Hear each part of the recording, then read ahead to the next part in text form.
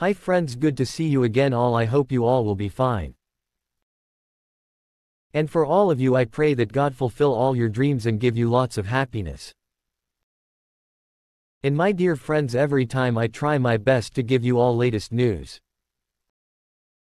Therefore, you are requested to sit tight on your seats and enjoy the latest news.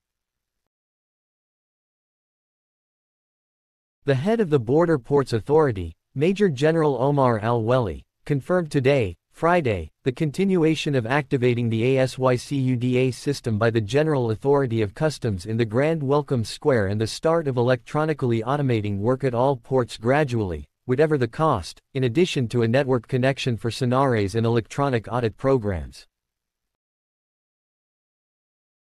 By the Border Ports Authority to integrate with all departments operating at the ports electronically, while summarizing the benefits of electronic auditing of border ports in revealing the largest fraud operation in which the value of waste exceeded 3 billion Iraqi dinars.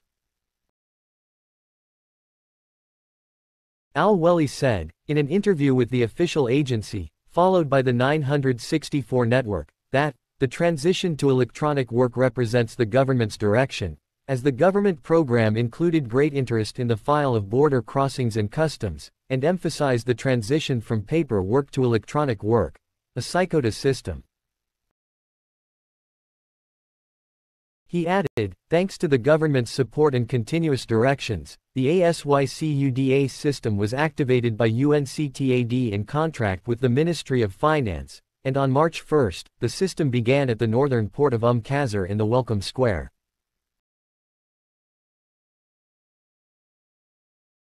He pointed out that, there is an expected reaction from some weak-minded people who have made a living from incorrect work, as their interests will be harmed by the introduction of automation and electronic governance, stressing that, the authority did not care about these objections, but rather carried out qualitative operations and arrested a large group of traders and importers in violation of the law, and there is a government will and government directive to proceed with electronic automation at all border crossings, irreversibly and whatever the cost.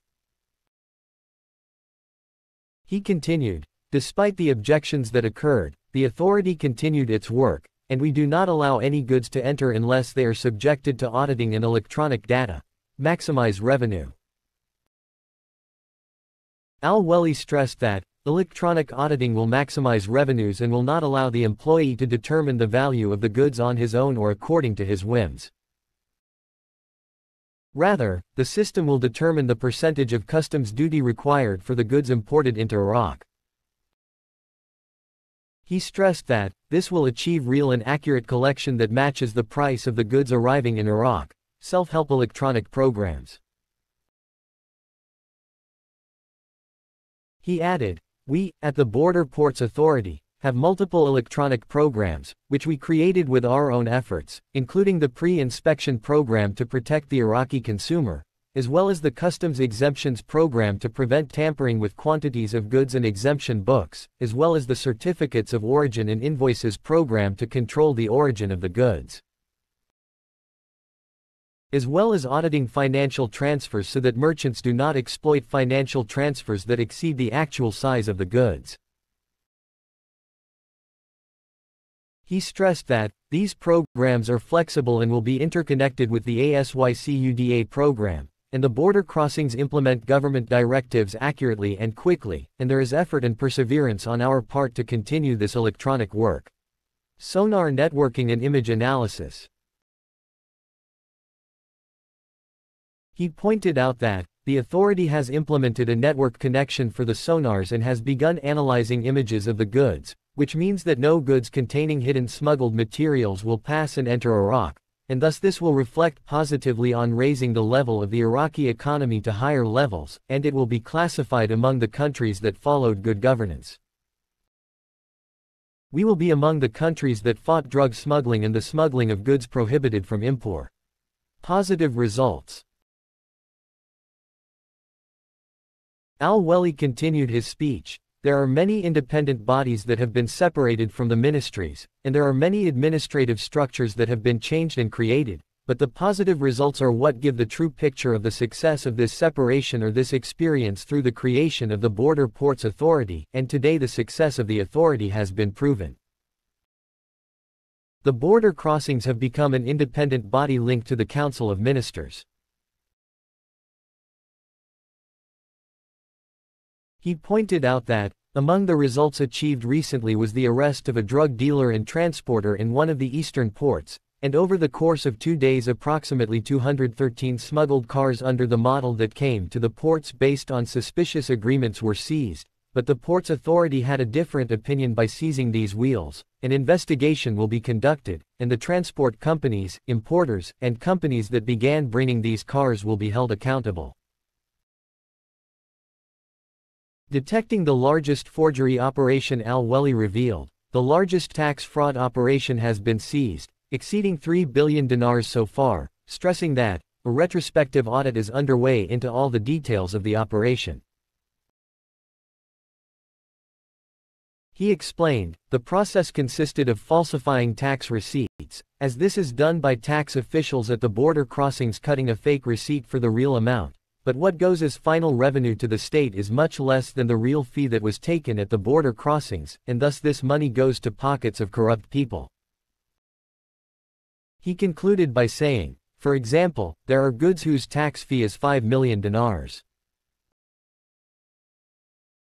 The employee gives a fake receipt for the amount within the transaction to complete the procedures and take the goods out of the port, but the amount of 5 million turns into 50,000 Iraqi dinars with another receipt that goes as final revenue for the state, and hence the huge difference. 4,950,000 dinars go into the pockets of corrupt people.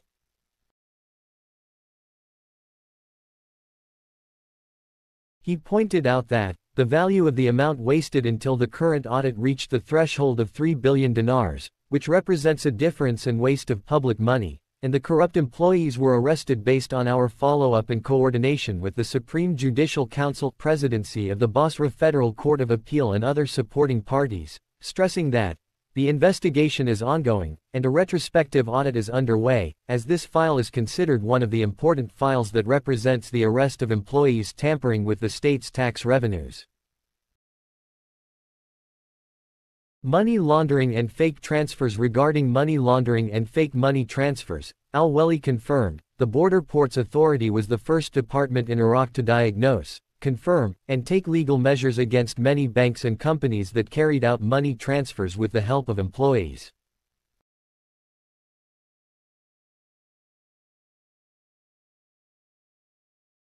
He noted that, among the authority's outputs and activities are controlling large counterfeit operations, qualitative seizures of drugs, cigarettes, medicines, and cars, and great coordination with other departments such as the Federal Integrity Commission to deter spoilers, stressing that the Ports Authority's coordination with the Integrity Commission is at a high level, and the basic support is it is the judiciary that gives the legal cover to carry out red-handed arrests, implement arrest warrants, and follow up on existing violations, as well as the government program and the Prime Minister's directives that were important and present in combating the corruption pandemic, in addition to the important role of the Financial Supervision Bureau, which has a major role in coordination, cooperation, and integration with the authority.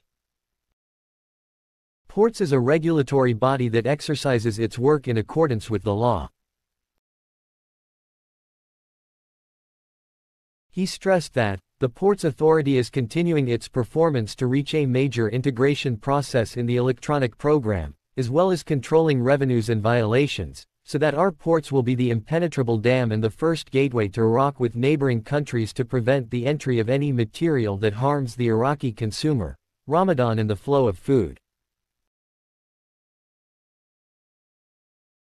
Al-Waeli says, in conjunction with the approaching month of Ramadan, which requires a large influx of food supplies in order to maintain prices, the authority will work 24 hours a day to secure food supplies, the work of the Ministry of Trade, and the entry of the largest possible amount of food and consumer goods that the Iraqi citizen needs into the country.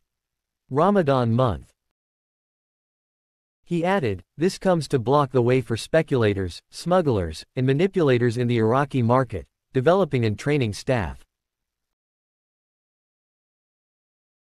He pointed out that the authority is developing its personnel significantly, training its employees on electronic work, and establishing a data center to monitor border crossings with cameras, sonars, and auditing, stressing that work is continuing and is on the rise.